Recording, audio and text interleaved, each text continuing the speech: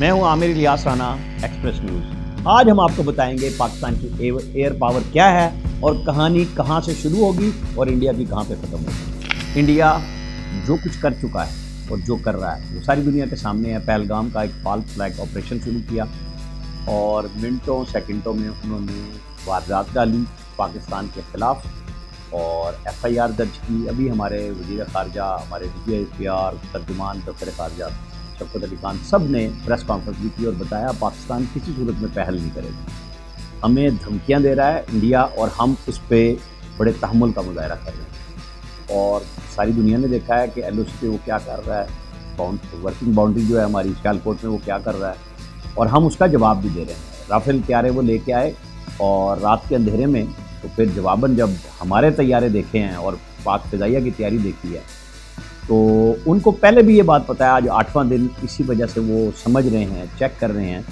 कि उनके जो रूसी तैयारे हैं MiG-21 उनमें से आधे तो ग्राउंड पे, क्योंकि वो रशिया और यूक्रेन की जंग की वजह से अब तक वो ठीक भी नहीं हो सके। उनको पता है कि उनके कितने स्क्वाड्रन डाउन है और पाकिस्तान की एयर पावर क्या है, क्योंकि आज के दौर की जो जंग है वो है ही बुनियादी तौर पर एयर पावर की।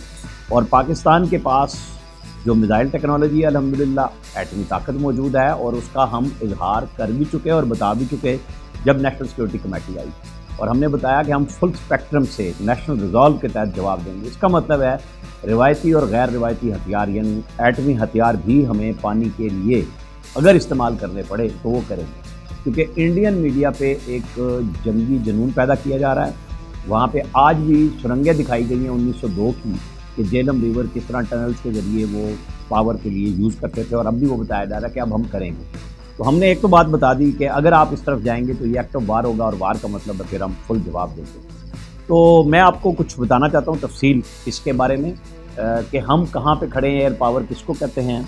हमारे J-10 जो तैयारे हैं उनको देख लें, JF थंडर जो 17 हैं, ब्लॉक 3 तैयारे, उन सब को मैं आज थोड़ी सी डिटेल बताता हूँ कि हमारी एयर पावर कहाँ पे खड़ी हुई है और हम किस तरह जवाब देंगे।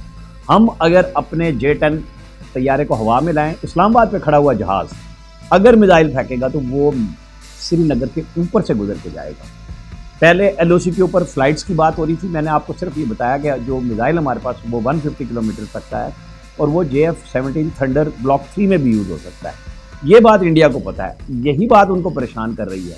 पिछली दफ़ा वो होश हवास खोए हुए कि हमारी बड़ी फ़िज़ाई बढ़तरी है वो आए थे और उसको हमने अल्हम्दुलिल्लाह मलिया मेट किया। हमारी पाक फ़िज़ाइया ने, हमारी फोर्सेस नीचे ग्राउंड पे आप देख लें कि किस तरह LOC पे हमारे जवान लड़ रहे हैं। वर्किंग बाउंड्री पे, तमाम बॉर्डर पे तमाम असला पहुँचाया जा चुका हुआ है।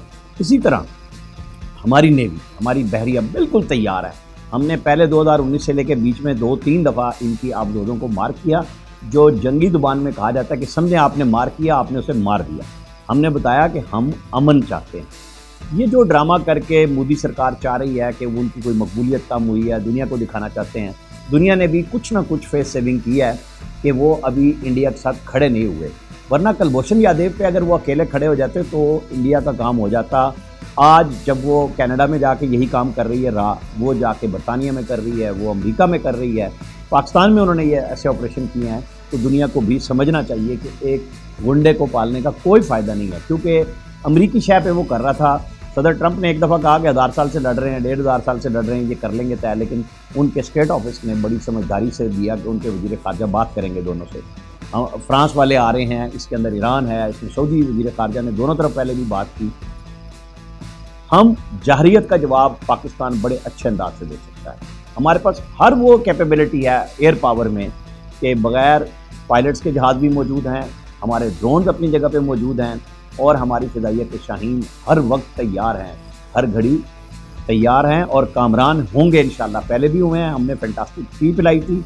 इस दफ़ा हम उनको जो टी पिलाएंगे वो जाके घुस के मारेंगे। हमने पिछली दफ़ा सिर्फ इंडियन आर्मी चीफ बैठे हुए थे जहाँ पे मकबूदा कश्मीर में, हमने गोले बरसा के बताया था कि आप बैठे हुए, हम आपको जानते हैं कि आप यहाँ मौजूद हैं, हम आपको खड़का सकते थे। लेकिन पाकिस्तान एक ज़िम्मेदार मुल्क है, स्टेट के तौर पे हमने कहा कि आप हरकत कर रहे हैं, आपके हरकत से सिर्फ 2 कौवे मरे थे जब आपने हमारे ऊपर रात की तारीकी में सोचा था कि हम कोई हमला करेंगे। फिर जवाब भी दिया गया और अब भी मैं आप सबको, लोगों को ये बता रहा हूँ कि इंडिया को इस बात की समझ है वो अपने मीडिया के जरिए लोगों को धोखा दे रहे हैं। हमारे चैनल्स पे पाबंदी लगा रहे हैं, यूट्यूब चैनल्स पे पाबंदी लगा रहे हैं, लगाएं शौक से। लेकिन ग्राउंड रियलिटी ये है कि उनके पास कुछ नहीं है इस वक्त सिवाय इस बात के कि वो लोगों को धमकाएं। वो इसी चक्कर में उनके लिए टेंशन है कि बांग्लादेश उनके हाथ से निकल गया, उनके लिए टेंशन है कि नेपाल उनके हाथ में नहीं रहा, और वो जो हेजमनी कायम करना चाह रहे थे चाइना के लिए, तो वो तो अपने बाकी जो दस्ते नगर थे वो भी उनके हाथ से निकल गए। तो पाकिस्तान तो असल में उनके लिए सबसे बड़ी रुकावट है इस पूरे खित्ते पे राज करने में।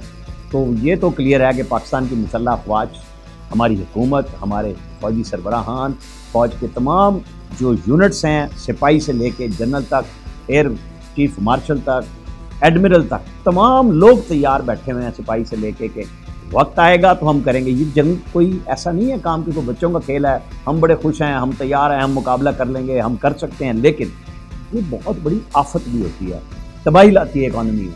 वहाँ इंडिया को देख लें, 60% लोग तो सड़कों पर सो रहे हैं। उनके पास तो पता नहीं, मैं ज़्यादा बात नहीं करना चाहता, लेकिन असल इशू यही है कि हमने मैसेज दे दिया है, हमने दुनिया को बता दिया। हमारे वज़ीर इत्तलात ने जो रात प्रेस टॉक की, उसका भी मकसद सिर्फ दुनिया को बताना था कि हम आपको खबरदार कर रहे हैं कि इस खित्ते में जंग का मतलब है न्यूक्लियर फ्लैश पॉइंट है, 2 बड़ी कुव्वतें, एटमी कुव्वतें हैं, और पाकिस्तान कोई लंबी चौड़ी जंग के लिए तैयारी नहीं करेगा। जब हमें बका का मसला आएगा तो हमारे एटमी हथियार आपके सामने आएंगे। अगर वो मकबूजा कश्मीर से आज़ाद कश्मीर में घुसता है तो वो हमारी टेरिटरी में होगा, फिर हम जो मर्जी करेंगे। और हमारे पास छोटे छोटे एटम बम इसीलिए तैयार किए गए हैं कि इंडिया को बताया जा सके। हम 1998 में क्यों गौरी मिसाइल 3000 किलोमीटर मद्रास तक के मार करने का तजर्बा कर चुके हैं। हमारे पास एंटी मिसाइल भी हैं, सब कुछ है। लेकिन मैसेज हमारा यही है कि आप तो कहते हैं ना, बंदे के बच्चे बन जाओ और ठीक है। Thank you.